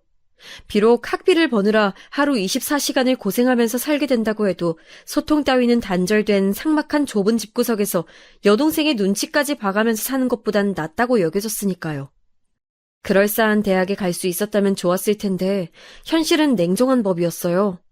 수험 생활이 끝난 후 저에게는 2가지 선택지가 남겨졌어요. 괜찮은 전문대를 가든지 아니면 지잡대라고 불리는 비루한 4년제를 갈 것인지 양자택일이었죠. 재수를 할 깜냥이 안 된다는 건 잘 알고 있었기에 염두에 두지도 않았고요. 저는 부모님께 상의를 우선 드리고 싶었는데요. 2분 다 똑같은 반응을 보이셔서 저를 힘 빠지게 만드셨죠. 그래서 어딜 가야 학비가 더 적게 드는데? 그걸 알아야 답을 내려주지. 학교가 어디에 위치해 있는지, 제가 공부할 전공은 어떻게 되는지 그런 건 일절 관심도 없으셨고요. 고졸은 너무 초라하니까 대학을 어디든 나오는 건 맞는데 이왕이면 저렴한 곳에 가는 게 낫겠다며 부모님께서는 금전적인 걱정만 하셨어요. 성인이 되자마자 정말 입맛이 쓰더라고요. 돈이란 잔혹하고 냉정한 잣대라는 생각이 들었습니다. 저는 결국 전문대를 선택했어요. 그 편이 취업과 연결이 더 쉬워 보인다는 게 이유였네요. 대학에 입학하자마자 부모님으로부터 받은 조언은 돈 아껴 쓰고 사치하지 말라는 것이었어요. 새 옷이나 새 가방은 허상에 불과하다면서 저에게 아르바이트로 버는 돈은 족족 학비랑 저금에만 쓰라고 하셨죠. 집안 형편이 안 좋음에도 여동생은 넘치는 화장품과 옷들을 보유하고 있었는데 성질 더러운 여동생 대신에 만만하고 내성적인 저에게 늘 훈계하시는 부모님이 서운했네요. 대학 생활에 낭만 같은 건 없었던 듯 싶어요. 왜냐하면 저에게 대학은 취업으로 가는 문 그 이상 그 이하도 아니었으니까요. 낭만을 즐기기에는 저는 너무 집에서 찌들 대로 찌든 생활을 해본 사람이었어요. 돈이 자본주의라는 게 너무 무섭게 느껴지기도 했었고요. 친구들은 갓 성인이 된 청춘을 즐기며 연애도 하고 멋지게 꾸미면서 지냈지만 저는 우중충한 날들을 보냈었죠. 지금은 너무 후회되는 부분이에요. 시간은 앞으로만 갈 뿐 뒤로 돌아갈 수가 없잖아요. 오늘의 나라는 존재는 내일이 된 순간 제 인생에서 다시는 만날 수 없는 존재가 되죠. 2번 다시 그때의 나날을 누릴 수 없다는 것도 모르고 전 그렇게 20대의 첫 페이지를 낭비하고 말았어요. 정보도 야망도 전부 다 부족했기 때문에 그저 학교 생활에만 충실하고 아르바이트만 성실하게 했을 뿐 다른 진로를 찾아보거나 공무원 시험을 알아볼 생각조차 못했었네요. 대학 졸업 후에 저는 전공을 따라서 작은 회사에 사무직에 들어갔고요. 정말 쥐꼬리만한 박봉을 받으면서 사회생활 첫 발을 떼었었죠. 힘든 나날의 연속이었고 불합리한 대우에 눈을 감아야 하는 수모가 이어졌어요. 제가 어린 나이에다가 경력도 없는 생신입이었으며 내성적인 여자애였으니 사무실 사람들이 보기에 얼마나 만만했을까요? 그러니까 마음껏 굴려먹었던 것이겠죠. 저는 그런 날들을 참으며 보낼수록 속에 많은 이야기가 쌓여갔어요. 달리 표현하자면 화병이라고도 할 수 있었겠네요. 속 시원히 제 얘기를 털어놓고 지낼 수 있다면 참 후련할 것 같다는 생각을 언제부턴가 하게 됐어요. 졸업 후에 대학 동기를 처음 만나는 자리에서 이런 얘기를 조심스럽게 꺼내봤더니 저한테 연애해보는 게 어떻겠냐고 하더군요. 남자친구가 생긴다면 든든한 아군이 생기는 거니까 분명 힘이 될 거라고 알려줬어요. 그 말을 들으니까 솔깃해져서 제 딴에는 엄청난 용기를 내어 남자 소개를 받아봤어요. 첫 연애가 그렇게 시작됐죠. 그리고 딱 반년 만에 차였어요. 제 인생의 첫 남자친구였던 그 남자가 저한테 이렇게 말했었죠. 착해서 끌렸는데 만나보니까 너무 재미가 없다고요. 말수도 적고 리액션도 적은 저 같은 사람이랑 있다 보니까 자기마저 무색무취의 인간이 되어가는 것만 같아서 헤어지고 싶단 말을 남겼어요. 그게 너무 상처였는데 한 달 정도가 지나고 나니까 저에게 조금 도움되는 발언이었다는 생각이 들더군요. 직설적으로 저의 문제점이 뭔지 알려준 셈이었으니까요. 다음에 연애를 하게 된다면 제 자신을 소극적으로 숨기기보다는 표현하는 것을 망설이지 말자는 다짐을 먹게 되었죠. 그러다가 누구의 주선도 없이 저 스스로 남자를 만나게 됐어요. 그 남자는 제가 새로 단골로 다니게 된 카페의 직원이었죠. 서비스업을 하는 사람이라 그런지 외향적이고 당찬 매력이 돋보여서 저도 모르게 시선을 자꾸만 보내곤 했었어요. 그러던 어느 날 그 남자가 제조된 음료를 저에게 건네주면서 자기 번호를 적은 종이도 함께 준 거예요. 그때 심장이 터지는 줄 알았네요. 지금 생각해보니까 그 순간이 정말 풋풋하고 설레던 때였던 것 같아요. 그 남자가 지금의 제 남편이에요. 남편이랑 부부의 연을 맺고 희로애락을 같이 보내며 살다 보니 과거에 그때의 그런 설레던 순간이 있었음을 망각했네요. 그때는 낯간지런 공기가 저희 주변에 둥둥 떠다녔었는데 그런 게 사라진 게 언제부턴지 갑자기 궁금해지네요. 남편은 저보다 4살 연상이었고 대학 졸업 후에 일반 사무직으로 들어갔다가 적성이 안 맞아서 퇴사 후 서비스업에 한번 도전을 해봤는데 그 카페에서 일한 지 얼마 안 돼서 바로 저를 만나게 되었던 거예요. 사람 인연이란 희한하게 이어지는 것 같아요. 제가 왜 조금은 이른 나이에 남편하고 결혼할 결심을 했냐면요. 남편이 제 얘기를 잘 들어줘서 그랬고요. 남들이 보면 그 무슨 황당한 이유냐고 그럴 수도 있겠지만 진심으로 전 그런 부분 때문에 남편하고 결혼하고 싶어졌던 거예요. 아무리 친한 친구들이라도 만나서 대화를 나누다 보면 제 얘기만 계속할 수는 없잖아요. 그리고 제 얘기를 듣는 척하면서 곧바로 자기 얘기 꺼내는 애들이 많았고요. 근데 남편은 아니었어요. 무조건 제 얘기 먼저 다 들어주는 게 우선이었고 제 감정을 1순위로 쳐줬어요. 제 안에 결핍을 채워준 게 바로 남편이었다는 거죠. 남편과 제가 공통점이 있었어요. 그건 바로 3남매 중에 둘째라는 것, 그리고 막내와 1살 차이가 난다는 것이었답니다. 남편에게는 누나와 남동생이 있었죠. 저랑 남편이 연애를 시작했을 때 이미 시누이는 결혼해서 지방으로 내려가 신혼생활을 누리고 있었을 때였네요. 참고로 시누이는 무려 6년의 연애 끝에 결혼한 경우라고 했고요. 꽤 사는 집안에 시집을 가서 시부모님께서 무척 자랑스러워 하셨다는 후문의 주인공입니다. 반면에 저는 객관적으로 봤을 때 잘난 조건 하나조차 없었죠. 한 가지 뽑자면 그나마 어린 나이? 그것 외에는 집안이 잘 사는 것도 아니었고 가족 중에 잘난 사람이 있기는커녕 여동생이라는 사고뭉치 시한폭탄이 있다는 데다가 저는 전문대학을 나와서 박봉의 월급쟁이였죠.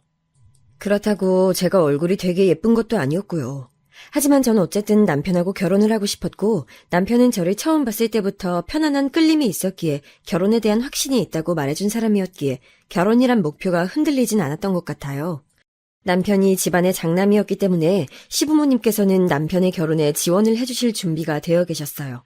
그리고 저희 집에서는 오빠가 장남이잖아요. 그래서 어차피 집에 돈이 없기도 했지만 저는 일절 지원을 못 받았어요. 장남을 장가보낼 때 집안 돈을 써야 하니까 저한테 낭비할 수는 없다는 게 부모님의 입장이셨죠. 그러니 사실상 몸만 달랑 들고 시집온 제가 시부모님 눈에 얼마나 못 미쳤겠어요. 저도 그걸 다 느끼고 있었기에 눈치가 보였고 걱정이 됐는데 남편이 이렇게 말해줬어요. 네가 우리 엄마 아빠한테 헌신하고 봉사하겠다고 그렇게 말씀드려. 그러면 어쨌든 널 며느리로 인정해 주실 테니까. 전 뭣도 모르고 그래서 시부모님께 그대로 말씀드렸었죠. 헌신하고 봉사하는 며느리가 되겠다고요. 시아버지께서는 한숨을 내쉬시면서 당신은 어차피 몇 년만 지나면 시골 고향 땅을 오가며 유유자적하게 사실 거니까 며느리의 존재를 크게 신경 안 쓰시겠다고 해주셨고요. 그리고 대망의 시어머니께서는 니까짓 게 어디 얼마나 헌신하고 봉사하는지 내가 두고 보자. 한없이 모자라고 부족한 부분들을 헌신과 봉사로 때울 자신이 있는 모양이니까 내가 잘 살펴봐 주겠다고. 이렇게 무시무시한 말씀으로 저의 길을 죽여놓으셨죠. 24세 시집간 저는 남들이 20대 중반의 싱그러운 청춘을 누릴 때 시집살이를 당했지요. 당시 저는 꿋꿋하게 버텨내는 게 이기는 거라고 생각했어요. 들장미 소녀 캔디처럼 밝고 씩씩하게 핏박에도 꺾이지 않는다면 시어머니께서 저를 진심으로 받아주실 거라고 여겼던 건가 봐요. 하지만 현실은 평일에는 직장에서 치였고 주말에는 시댁에서 치였죠. 황당한 건 이악 물고 버텼던 그 직장이 얼마 안 가서 망해버렸던 거예요. 25에서 제 경력이 끊겼죠. 일자리 잃고 나서 강제로 쉬던 기간에 저는 시어머니로부터 정신교육이라는 명목으로 혹사당했습니다. 무일푼으로 일하는 하녀 같았어요. 제가 인내심에 한계가 왔을 때 그 일이 터졌죠. 제 여동생이 사기 범죄로 구속됐어요. 아이돌 가수 팬들을 상대로 물품 사기를 쳤는데 중국 공장도 끼어 있어서 아주 골치 아픈 일이었고요. 이것 때문에 부모님이 뒤로 넘어가시고 결혼을 전제로 여자친구 만나고 있었던 오빠는 이별 통보를 받고 여동생은 끝까지 잘못한 거 없다면서 우겨대고 저희 집안의 민낯을 제대로 시어머니께 들키고 말았죠. 저는 그 사건 때문에 완전히 약점 잡혔어요. 고행이 이어졌죠. 그래도 여동생 때문에 하도 당하고 산 것의 내성 때문인지 시어머니께서 뭐라고 폭언을 하시든 눈물 한 방울 없이 매번 넘길 수 있었단 게 웃기고도 슬픈 점이네요. 26에 다시 직장을 구해 들어가려고 했는데 구직 과정 도중에 임신 사실을 알게 됐어요. 그러면서 컨디션이 계속 좋지 않아서 구직을 내려놓았고요. 임신 기간 보내고 딸을 낳고 정신없이 육아하다 보니까 다시 사회생활을 하기는 어려워졌죠. 초췌한 얼굴로 집안일을 하고 딸을 챙기고 남편 내조하고 시어머니께 달려가서 괜한 화풀이나 당하고 이런 생활을 반복하다 보니까 제가 어떤 사람인지조차 모르겠더라고요. 그냥 일상에 휩쓸려갔던 것 같아요. 남편의 남동생 서방님께서는 동갑내기와 결혼을 하셨는데요. 그러니까 동서가 저보다 나이가 많았죠. 동서는 미국에서 태어나 살다가 어렸을 때 한국에 온 사람이라고 했는데 그래서인지 괜히 당차 보이더라고요. 비화를 들어보니까 서방님께서 절절하게 애정공세를 퍼부은 끝에 결혼한 거라고 했어요. 저보다 나이가 많은데도 동서는 저에게 꼬박꼬박 형님이라고 해줬어요. 저는 동서라 부르기 민망해서 차라리 호칭을 생략했는데요. 동서가 어느 날 저한테 먼저 차라리 언니라고 불러주시겠냐고 물어왔죠. 너무 고마웠어요. 저는 내도록 그렇게 하고 싶었는데 말할 용기가 없었거든요. 그래서 무시무시한 시어머니께서 안 계시고 저희끼리 있을 땐 서로 형님, 언니 이렇게 부르기로 했죠. 여자들끼리 유대감이 생긴 것 같아서 좋았어요. 저는 속으로 동서를 많이 동경하고 있었기 때문에 동서가 서방님이랑 미국에 들어가서 산다고 했을 때 서운한 마음이 컸어요. 부럽기도 했고요. 동서는 자기 막내 이모를 비롯한 친정 쪽 식구들이 미국에 살고 있다면서 어차피 기반이 그곳에 있으니 미래를 바라보고 미국에 간다고 했죠. 표면상으론 이유는 그뿐이었지만 다른 속내도 있었답니다. 시부모님께서는 막내 아들이 먼 미국에 들어가서 산다고 하니까 뒤집어지셨다가 그 뜻을 꺾을 수 없자 금방 포기하셨어요. 시아버지께서는 서방님과 동서의 미국 출국을 기점으로 거의 시골에 내려가 지내게 되셨죠. 미국에서 동서는 놀라운 행보를 보였어요. 자기 친정 식구가 하고 있던 옷가게에 분점을 내서 운영하기 시작했는데 그게 대박이 터진 거예요. 규모가 어마어마하게 불어났고 투자 목적으로 집을 구매해서 집이 총 3채가 됐어요. 동서의 파격적인 근황이 돌려올 때마다 얼마나 신기하고 놀라웠던지 몰라요. 서방님께서는 동서의 일을 도와가며 잘 지낸다고 하셨고요. 전 여전하게 집안일과 애 키우는 것과 남편 내조하는 것과 시어머니의 극성을 받아내며 살았죠. 그러던 어느 날 시어머니로부터 연락이 왔는데 조금 격양된 목소리인 거예요. 무슨 일인가 싶었는데 야, 너 다음 달 중순 이후로 일정 싹 비워놔라. 네가 무슨 중요한 약속이 있고 할 일이 있겠냐만 혹시나 싶어서 내가 미리 말해주는 거야. 평일 주말 할 것 없이 다음 달 중순부터 말일까지 다 비워놔. 항시 대기할 수 있도록. 네? 어머니, 무슨 말씀을 하시는 건지 제가 따라갈 수가 없어서요. 제가 무슨 대기를 할 일이 있을까요? 혹시 다음 달에 누구 병원 수술이라도 받으세요? 그런 추측밖에는 안 들어서 여쭤봤더니 시어머니께서 갑자기 호탕하게 웃으시는 것이 아니겠어요? 그러면서 이유를 알려주셨는데 바로 서방님과 동서가 한국에 들어온다는 소식이었습니다. 한국에서 주말을 3번 보내는 일정으로 잡고 들어오기로 했다고 서방님께서 시어머니께 연락을 하셨대요. 갑작스런 소식에 신기하기도 했고 반갑기도 했죠. 이번에 들어올 때 아마도 미국에서 그럴싸한 멋진 선물들을 사들고 올 것 같은데 네 생각에도 그렇지 않니? 그러니까 그에 걸맞은 대접을 내줘야지. 금이 환영을 반겨주는 티를 아주 팍팍 내줘야겠어. 그래야 작은 애도 자기 친정집보다 우리 집에 하루라도 더 있을 거 아니겠니? 아, 네. 아무래도 그렇겠죠. 저 근데 제 생각에는요, 어머니. 동서가 워낙 마음씨가 좋아서 자기 친정이고 시댁이고 구분 없이 공평하게 반반씩 머무를 것 같아요. 듣다 보니까 일리가 있네. 작은 애가 마음씨가 공명정대하다 보니 그런 자세가 있으니까 사업장에서도 사람도 부리면서 머나먼 타국에서 성공가도를 달리고 있나 보네. 어찌됐든 그런 의미에서 네가 다음 주에 한번 우리 집에 와서 기반 좀 닦아야겠다. 무슨 기반이냐고 여쭙고 싶었는데 무작정 날짜 지정해서 오라고 하시니까 이래나 저래나 시댁에 가야 하는 건 동일한지라 마음이나마 미리 불편해지고 싶지 않아서 뭔지 안 여쭤봤어요. 그리고 날짜가 돼서 시댁에 방문했죠. 그랬더니 시어머니께서는 저에게 대청소를 시키셨습니다. 베란다 창틀, 창고 정리, 하수구 청소 같은 자주 들여다보기 힘든 곳들 있죠? 그렇기에 청소할 요소가 쌓여있는 곳들을 저에게 지정해 주시면서 깨끗하게 해놓으라고 하셨어요. 저에게 청소용 고무장갑을 휙 던져주셨는데 그걸 제가 얼굴에 맞았거든요. 이때 너무 당황스러워서 시어머니를 슬쩍 쳐다봤더니 저한테 빨리 주워들고 팔에 안 끼냐고 타박을 하셨습니다. 한숨을 쉬면서 일단 베란다 창틀 닦는 것부터 시작했어요. 시어머니께선 부엌 찬장 정리를 하신다는 명목으로 부엌에 붙어 계시면서 접시 달그락거리는 소리만 내셨는데 이따금씩 베란다로 오셔서는 제가 청소하는 걸 힐끔 보시면서 잔소리도 잊지 않고 해주셨습니다. 창틀 좁은 틈 사이마다 손가락 넣어서 싹싹 닦으라고 지시하시는 것에도 전 군말 없이 따랐어요. 어차피 누군간 해야 할 청소라면 이걸 박차고 나가는 게 이상한 일이라고 했었으니까요. 그리고선 대망의 창고 정리를 시작하려고 하는데 어디서부터 손을 대야 할지 막막하더라고요. 시아버지께서 들여놓으신 장비 같은 것들도 보여서 함부로 건들기 애매했고요. 그래서 우두커니 잠시 서 있었는데 하필 그때 시어머니께서 다가오셔서는 제가 놀면서 시간을 때우고 있는 거라 보셨죠. 갑자기 제 등을 퍽 치는 손길에 놀라서 돌아보니까 시어머니께서 인상을 쓰면서 저를 쳐다보고 계셨던 거예요. 좀 억울하다는 생각이 들었지만 애써 표정 관리를 하며 부드럽게 말씀을 드려봤어요. 저 어머니, 베란다 구석에 있는 이 창고를 굳이 지금 청소할 필요가 있을까요? 청소하는 김에 구석구석 다 해놔야 좋지. 넌 귀빈 맞이하는데 어디 하나라도 놓치는 게 말이 된다고 생각하니? 아유, 그렇게 판단하는 수준이 형편없어서야. 오늘은 이렇게 큼지막한 청소만 해놓고 다음 주엔 소파랑 테이블 같은 곳 싹 청소하고 애들 귀국하기 전날엔 화장실에 물때 자국 하나 없도록 말끔하게 청소해 놓으면 돼. 네? 죄송한데 혹시 제가 그 화장실 청소까지 전부 도맡아서 하는 건 아니겠죠? 왜 아니겠니? 그럼 너 아님 누가 아니? 얘가 왜 어이없는 표정을 짓고 난리야. 아이 작은 애는 일본도 중국도 아니고 무려 미국! 세계에서 제일 잘 나가는 나라에 가서 사업으로 성공해 보인 사람이잖아. 너 같은 모질이하고는 사람의 급이라는 게 완전히 다른 거야. 네가 손윗 사람이라지만 그건 허울일 뿐이고 사실은 네 동서를 네가 알아서 잘 모셔야 하는 입장이라고. 아유, 이 모질인 내가 꼭 이렇게 말을 해줘야 주제 파악을 한다니까.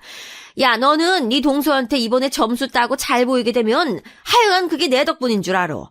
작은 애가 나를 공경하는 마음만 있지 어디 너에 대한 걸 생각이나 하겠니? 아유, 그러니까 내가 너한테 기회 만들어주려고 지금부터 애를 쓰는 거잖아. 은혜를 알아. 이제 다 알아들었으면 얼른 창고 정리 시작해. 시어머니께서 저한테 쏘아대시는 발언을 가만히 듣고 서 있는데 누가 제 머리 위로 찬물을 확 끼얹은 것만 같았어요. 속에선 열불이 끓어오르고 있었으나 머리는 차가워지면서 정신이 확 들었다는 의미였죠. 저도 모르게 시어머니 앞에서 피식 웃음이 흘러나갔습니다. 그냥 이런 상황 자체가 어이없었고 그간 참아왔던 나날들이 다 부질없었다는 깨달음에서 나오는 웃음이었던 것 같아요. 시어머니께서는 갑자기 웃어대는 저를 이상하게 쳐다보셨죠. 표정에서 마치 이게 성실했나 하는 의문이 읽히더군요. 그 순간에 저는 동서의 입장 따윈 고려할 수가 없게 됐어요. 제가 당한 모욕을 그대로 넘기지 않는다는 것에 급급했거든요. 그래서 저를 의아하게 훑어보시는 시어머니께 당돌한 목소리로 말씀드렸습니다. 아, 죄송해요. 동서가 예전에 저한테 해줬던 말이 갑자기 생각나서 웃음이 좀 나왔네요. 뭐라고 그랬었더라. 정확히 상황은 기억이 안 나는데 아무튼 어머니의 면상만 봐도 짜증나고 너무 재수없다고 그랬었던 건 확실해요. 어머니 때문에 치가 떨린다고도 했었죠? 뭐라고? 너 지금 무슨 해괴한 망발을 짓거리는 거야? 이게 미친 거야? 아니면 돌아버린 거야? 어디서 그딴 날조를 하고 자빠졌어? 너 작은 애랑 날 이간질 시키고 싶어서 그러는 거니? 잘 나가는 동서 때문에 배가 그렇게나 아팠구나. 푸! 어머니, 정말 모르셨나 봐요. 반응을 보니까 일부러 우기시는 게 아니라 진심으로 동서 마음을 모르고 계신 게 틀림없네요. 괜찮아요. 지금 제가 알려드리고 있으니까. 동서는 말이죠. 어쩌면 어머니께 감사하고 있을 수도 있어요. 어머니로 인해서 애초에 미국행을 결심한 것이었으니 미국에서의 성공에 어머니 지분이 있지 않겠어요? 물론 그 지분이 긍정적인 의미로 해석될지는 동서 마음이지만요. 그게 무슨 말이니? 설마 너 지금 작은 애가 나 때문에 미국을 갔다는 주장을 하고 있는 건 아니겠지? 맞아요. 동서 어머니 때문에 미국행 선택했던 거예요. 한국에서 계속 결혼 생활하고 싶어 했지만 그럴 수가 없었으니까요. 바로 어머니 때문에. 어머니가 너무 지긋지긋하고 같이 있다 보면 화병에 걸려서 스트레스로 졸도할 것 같은 느낌에 시달려서 미치는 줄 알았대요. 동서는 딱 어머니 같은 사람 가장 싫어한다고 했거든요. 근데 고부관계로 엮이니까 한국 사회에서는 연 끊지 않는 이상 계속 보고 살아야 했죠. 그래서 결국 어머니를 피해서 미국 가기로 했던 거예요. 축하해요, 어머니. 사업가를 획기적인 방법으로 키워내셨어요. 말을 하다 보니까 탄력을 받게 된 제가 줄줄이 발언을 쏟아냈고 박수까지 쳐드리면서 시어머니를 조롱해드렸네요. 시어머니께선 그럴 리가 없다면서 고개를 계속 내저으셨는데 갑자기 그럼 나 때문에 우리 막내가 미국을 이런 말씀을 중얼거리신 직후에 그대로 주저앉으셨어요. 손으로 뒷목을 잡으시면서 입만 벌리신 채 뻐끔거리면서 아무 말도 못 뱉으셨고요. 허공을 응시하면서 그러고 계신 게 왠지 위험해 보여서 전 거실로 나가서 제 핸드폰을 찾았고 얼른 구급차를 불렀습니다. 그런데 별로 위험한 상황은 아니었나 봐요. 시어머니께서는 완전히 얼이 빠지신 표정이 되어 스스로 일어나셔서 베란다를 나오셨는데 제가 구급차를 불렀다고 하니까 무척 화를 내셨죠. 누구 마음대로 구급차를 불렀다는 거야? 그럼 날 태우려고 구급차가 오고 있다는 거야? 날 망신시키려고 네가 작정을 했구나. 이런 빌어먹을 걸 보았나? 저한테 삿대질을 하시면서 화를 내시던 시어머니께서는 기어이 정말로 쓰러지고 마셨습니다. 구급차에 실려가실 때 의식이 있으시긴 했는데 힘없이 자꾸 무슨 말을 중얼거리고 계셨죠. 이송되는 병원으로 남편을 불렀어요. 응급실에서 만난 남편에게 시어머니를 맡겼고요. 남편이 어쩌다가 시어머니께서 쓰러지셨냐고 걱정스레 물어보길래 저는 답할 의무 없으니까 시어머니께 직접 여쭤보라고 그랬습니다. 저의 냉랭한 반응에 놀란 남편은 입을 다물었죠. 그날 밤 남편이 착잡한 얼굴로 저에게 묻더군요. 그걸 왜 시어머니께 말씀드렸냐고요. 자기도 자기 동생 부부가 미국으로 떠나는 이유 중 하나가 모친임을 알고 있지만 좋은 이야기가 아니라서 숨기고 살았는데 굳이 이제 와서 왜 까발려서 모든 걸 망치냐며 저를 질책하더라고요. 다른 때 같았으면, 아니 평소에 저였다면 그런 남편 앞에서 저는 우선적으로 미안하다는 사과부터 했을 거예요. 하지만 그러기가 싫더라고요. 지난 세월 시어머니로부터 당해온 것들이 제 머릿속에서 파노라마처럼 펼쳐 있었거든요. 그뿐만 아니라 결혼하기 전에 친정집에서 억눌린 채 살아온 저의 옛 과거들도 저에게 말해주고 있었어요. 앞으로도 계속 그렇게 살고 싶은 게 아니라면 달라져야 한다는 걸요. 저는 시어머니께 참지 못하고 이미 내질러버렸기 때문에 어차피 주워 담을 수도 없는 상황을 애써 무마하기보단 밀고 나가기로 결정했어요. 그러려면 전 더 이상 두려워하지 말아야 했습니다. 무엇을 말이냐면 바로 이혼을 말이죠. 항상 남편을 저보다 우선순위에 뒀고 제 자신을 낮춰보았기 때문에 저는 제 자신이 우선이 되는 선택지를 가져본 적이 없었어요. 그러나 제 마음이 닿는 대로 원하는 대로 해보고 싶단 마음이 굳혀지자 이혼? 하게 되면 하는 거야 라는 편안하고도 굳센 생각이 따라오더라고요. 그런 생각이 들고 나서야 저는 남편에게 진짜로 하고 싶은 말을 할 수 있게 됐어요. 하고 싶은 말을 머릿속에서 따로 준비하고 가다듬지 않았는데도 말이 차분하게 잘 나가더라고요. 제 마음 깊숙한 곳에 존재하고 있는 말이었기 때문에 그랬나 봐요. 오빠, 난 오늘 어머니께 잘못한 점 있어. 그런데 사과하고 싶지가 않아. 왜냐하면 어머니께서는 그동안 나한테 한 번도 사과하신 적이 없기 때문이야. 난 어머니의 며느리가 아니었어. 심심풀이 땅콩이었고 마음껏 때려도 되는 샌드백이었어. 오빠는 입이 심심해서 까먹은 땅콩한테 사과해? 때리라고 존재하는 샌드백을 때렸다고 해서 사과해? 아니잖아. 난 바로 그런 존재였어, 어머니한테. 난 어머니의 며느리가 아니었어. 그래서 나도 이제 어머니를 내 시어머니로 생각하지 않으려고 해. 그렇다면 이제 우리 엄마랑 인연이라도 끊겠다고 말하는 거야? 맞아. 오빤 이걸 받아들이고 이해해줄 수 있어? 난 동서처럼 미국에 친인척이 있지도 않고 어디 멀리 나갈 배짱도 없어. 그래서 도망칠 곳이 없기 때문에 내가 선택할 수 있는 건 오빠와 이혼뿐이야. 오빠의 대답에 따라서 난 시어머니를 잃은 며느리가 되거나 이혼녀가 되거나 둘 중 하나가 될 거야. 이 상황이 믿기지 않는다는 듯 남편은 멍한 표정으로 한숨만 길게 내쉬었어요. 저는 신중한 답변을 기다리겠다고 말해주곤 굳이 채근하지 않았습니다. 제가 전에 없이 진지하고 가라앉은 모습으로 말을 뱉은 것에 남편은 제가 조금도 농담을 하고 있지 않다는 걸 알아차렸죠. 그동안에 제가 아님을 느낀 남편은 고민을 했죠. 그러더니 그날 밤 자려고 눕기 전에 기껏 저한테 내놓은 소리가 이혼하면 우리 딸은 내가 데려갈 건데 너는 버틸 수 있냐는 것이었죠. 이혼하는 경우에 웬만하면 어린 딸의 양육자가 되는 건 엄마 쪽이죠. 그래서 전 제가 유리하던 걸 알았지만 남편에게 그런 티를 조금도 내지 않은 채 고개만 끄덕였어요. 이혼이고 양육권이고 다 필요 없다는 뜻으로 받아들여졌는지 남편이 깜짝 놀라더군요. 이튿날에는 남편이 저에게 회유를 내었어요. 시어머니께서 저에게 진심 어린 사과를 하신다면 제가 받아들이고 잘 지내보는 게 어떻겠냐는 것이었죠. 그래서 제가 말해줬어요. 그냥 이혼하자고요. 제 반응에 남편은 당황했고 자기가 했던 말을 잊어달라면서 난리를 쳤죠. 결국 남편이 뱉기를 들었어요. 제가 앞으로 남은 평생을 시어머니와 일절 안 보고 산다고 해도 자기는 관여하지 않겠다고 말했죠. 또한 그 가운데서 조율할 일이 생기거든 무조건 시어머니가 아닌 제 편을 들어주겠다고 했어요. 나중에 딴소리 할까봐 각서 2장 써서 한 부씩 나눠 가졌습니다.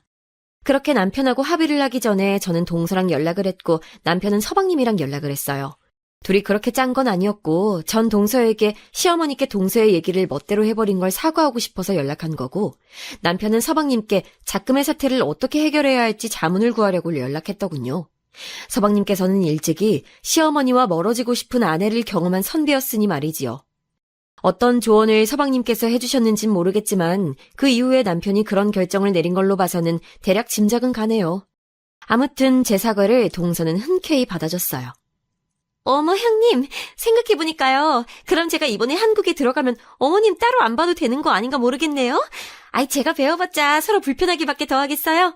신랑만 시댁에 보내죠 뭐. 전 친정이나 가고. 아유 형님이랑 따로 만나서 맛있는 거 먹고 그렇게 시간 보내고 싶은데 어떠세요? 네? 그러면 저야 좋긴 한데요.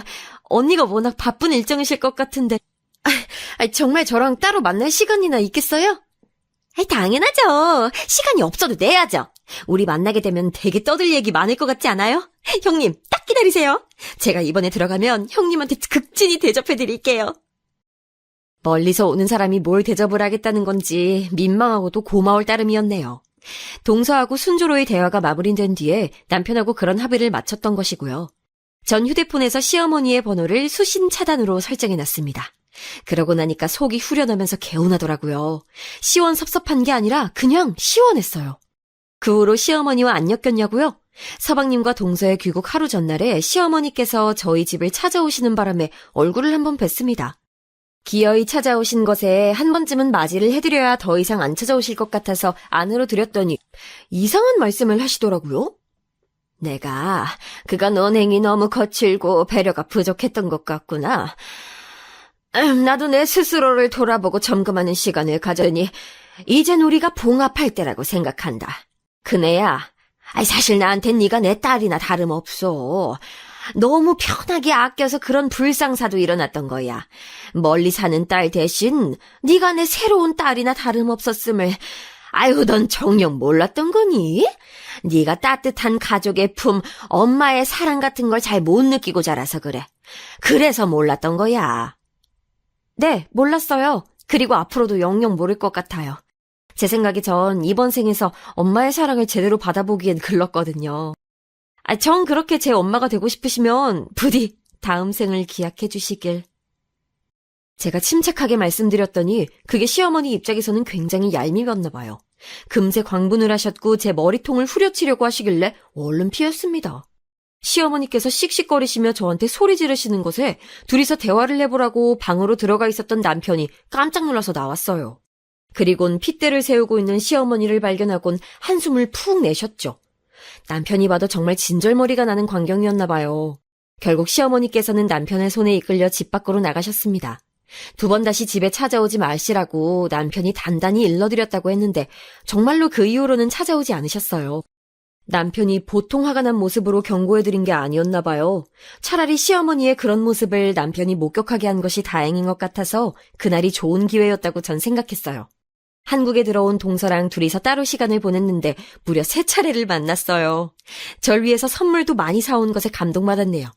값어치를 떠나서 제 생각을 하며 누군가가 선물을 멀리서 사왔다는 것 자체로 눈물이 날 것 같았어요. 그 후로도 동서랑 저는 연락을 하며 잘 지냈고요.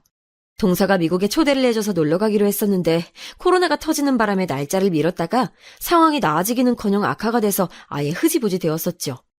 그리고 시간이 더 흘러서 현재 미국에 가려고 티켓을 끊어놨어요. 오기만 해달라고 하도 성화를 부려서 응했더니 비용은 동서 쪽에서 부담을 다 해줬습니다. 이번에 미국 가게 되면 저는 태어나서 처음으로 미국 땅 밟게 되는 거예요.